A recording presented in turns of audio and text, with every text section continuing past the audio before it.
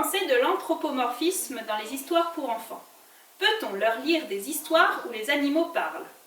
Bonjour, je suis Aurélie de la famille Belette. Je m'intéresse aux histoires pour les enfants. Et aujourd'hui, je vais vous parler d'un dessin animé qui m'a beaucoup marqué dans mon enfance, Les animaux du bois de Kassou. N'hésitez pas à me laisser un petit pouce et un commentaire pour m'encourager. Merci. La famille Belette. Les animaux du bois de Kassou. Voici encore un dessin animé qui a marqué mon enfance. J'ai vraiment adoré, et mon frère aussi. Elle a une place tout particulière dans la création de ce blog, puisque le nom, la famille Belette, vient du personnage Belette que j'aimais beaucoup. Ce dessin animé vient d'un livre de Colin Dan et est le fruit d'une collaboration européenne. Il comporte 3 saisons de 13 épisodes chacun. Donc, pour ceux qui ne connaissent pas, Les animaux du bois de Kassou racontent l'histoire d'une bande d'animaux qui est dans une forêt, qui est en fait menacée à la fois par la sécheresse et par des constructions humaines. Ce qui fait que leur milieu est en train d'être détruit. Et du coup, ils se réunissent dans le but de trouver une solution.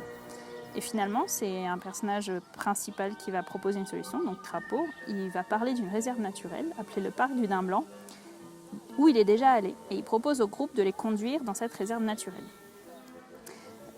Ils font alors un pacte de non-agression, en fait, et même plus de protection des uns et des autres. Donc les grands décident de renier leur instinct prédateur pour aider les petits, afin que les petits se sentent aussi protégés durant ce long trajet. Et c'est ainsi que commence leur long périple jusqu'au parc du Daim Blanc, avec Renard comme chef, entouré de plein de conseillers, une chouette, un blaireau, une cresserelle, etc. Et pour guide, Crapaud. Donc ce dessin animé que j'ai adoré quand j'étais petite, j'ai pourtant eu beaucoup de réticence à le montrer à mes enfants. Pourquoi ? Parce qu'à l'époque, donc c'était il y a 2 ans, j'aimais beaucoup la pédagogie Montessori. Et Maria Montessori propose 3 règles dans le choix des histoires. La première, c'est que l'enfant puisse s'identifier au personnage, donc qu'il lui ressemble. Par conséquent, les personnages principaux ne sont pas des animaux, et encore moins des animaux qui parlent. Deuxièmement, l'environnement doit être compréhensible, voire être un environnement qu'il connaît. Cela implique par conséquent qu'il n'y a pas de magie, et plus globalement de parler surtout de son quotidien. Enfin, pour Maria Montessori, il faut que l'enfant puisse apprendre quelque chose de ce livre. Donc elle met en avant les livres documentaires en premier lieu. Et à l'époque, je trouvais que toutes ces règles étaient très pertinentes. Et pourtant, malgré tout cela, j'ai décidé de montrer ce dessin animé à mes enfants. Pourquoi faire ce choix ? Parce que l'émotion était immense. J'avais envie de partager ce souvenir avec mes enfants. Et puis du coup, je m'étais montée toute une justification disant « Oui, après tout, c'est le monde réel, c'est une forêt européenne avec des animaux qui vivent effectivement dans une forêt européenne. Et puis peut-être que s'ils parlaient, s'ils étaient menacés, ils se diraient ça, etc. etc. » Enfin, tout ça, c'était de la poudre aux yeux. En vrai, j'étais juste heureuse de leur montrer un dessin animé que j'avais aimé. Mais maintenant, je suis persuadée que j'ai très bien fait.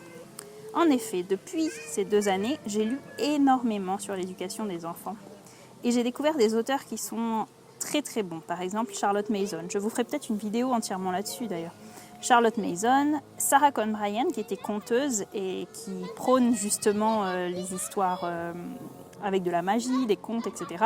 J'ai lu aussi Pierre d'Argenson, qui a fait un petit traité d'éducation et qui parle beaucoup de la place centrale du conte dans le développement des enfants.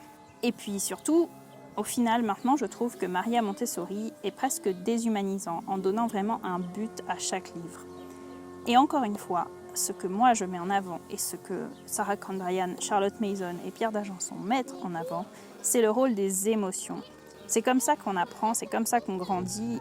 En fait, le but en lisant une histoire, en voyant des dessins animés, ce n'est pas d'apprendre quelque chose, mais de vivre quelque chose. Les histoires ainsi ont pour rôle de, non pas de nous ramener à notre quotidien, nous apprendre des choses de la vie de tous les jours, mais justement de nous sortir de ce quotidien, de découvrir de nouvelles choses, d'aller à la rencontre de l'impossible et d'augmenter l'imagination. Les animaux du bois de Kassou est un dessin animé absolument formidable. Il est très bienveillant, avec de belles valeurs que je défends tout le temps, des valeurs d'entraide malgré toutes les différences entre ces animaux, avec un but qui les dépasse du coup, ils agissent dans un but à la fois égoïste, dans le sens où ils veulent se sauver, mais aussi ils mènent les autres animaux plus loin. Parce que Renard, qui est un prédateur, il aurait très bien pu faire le voyage tout seul. Et pourtant, il aide des petits animaux comme des hérissons ou des petits lapins à aller jusqu'au bout de ce périple. Ça prône aussi bien sûr du courage. Et puis surtout, malgré toutes les difficultés qu'ils vont rencontrer, je trouve qu'en fait, il n'y a quasiment pas de scène qui fait peur. Il y a eu 2 scènes qui ont été difficiles et que j'ai décidé de sauter, mais c'est tout. Et encore une fois, l'astuce, c'est de raconter l'épisode ou l'histoire entière, comme vous voulez, avant de leur montrer. Comme ça, en fait, ils n'ont pas trop peur. Par exemple, il y a une scène avec des chasseurs qui peut faire un peu peur parce que ça donne l'impression que le personnage va être tué par les chasseurs. Et pourtant, comme je lui ai dit avant qu'il n'allait pas mourir, que tout se passerait bien, ça s'est très bien passé. Ils ont bien vécu. Et puis, je pense qu'au-delà de la question de l'anthropomorphisme, est-ce que c'est bien ou mal qu'il y ait des animaux, est-ce que l'enfant s'identifie mieux ou pas, si c'est des animaux, c'est des êtres humains, en fait, je pense que ce n'est pas du tout le centre de la question. On raconte une histoire pour faire grandir en humanité l'enfant et même un adulte. Et donc du coup, le but, c'est de raconter des histoires porteuses de sens, de valeurs, avec des personnages qui vivent de grandes choses et qui donnent envie de nous dépasser.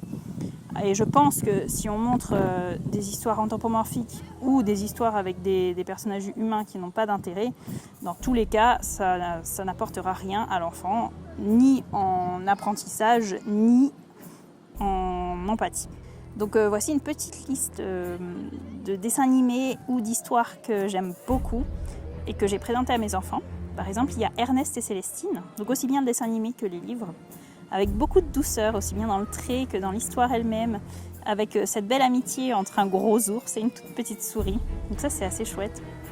J'aime beaucoup aussi Béatrice Potter, évidemment, avec Pierre Lapin et Jeannot Lapin. Et par contre, je ne conseille pas le dessin animé pour les petits parce que je le trouve vraiment très rapide. C'est un peu difficile à suivre et je ne suis pas sûre que ce soit bon pour eux.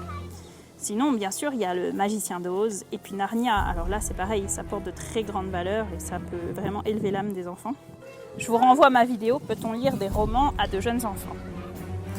Enfin, bien sûr, vous pouvez piocher dans tous les contes traditionnels, mais aussi les fables. Bon, je vous laisse discerner pour savoir quel âge ont vos enfants, s'ils sont capables de comprendre, etc. Mais par exemple, pour les petits, Boucle d'or marche très bien. Les 3 petits cochons, c'est vraiment rigolo, ils aiment beaucoup. Le vilain petit canard, bien sûr. Il y a le chat botté aussi. Enfin bref, je vous laisse chercher. Parmi tous les contes traditionnels, il y a vraiment de quoi faire. En tout cas, la règle absolue, c'est de ne partager avec vos enfants que des histoires qui vous touchent, que vous aimez. Parce qu'encore une fois, j'insiste, c'est l'émotion qui va rester plus tard. J'espère que cette vidéo vous a plu. Oh, bonjour. Si le sujet des histoires pour enfants vous intéresse, je vous invite à télécharger en lien mon livre « Des histoires pour rêver » dans lesquelles je parle de l'importance des contes pour les enfants. Je vous parle aussi d'astuces pour apprendre à raconter des histoires, comment choisir de belles histoires et comment inventer de belles histoires. N'hésitez pas à me laisser un commentaire et abonnez-vous pour recevoir une notification à la prochaine vidéo qui sort. Merci beaucoup et à bientôt!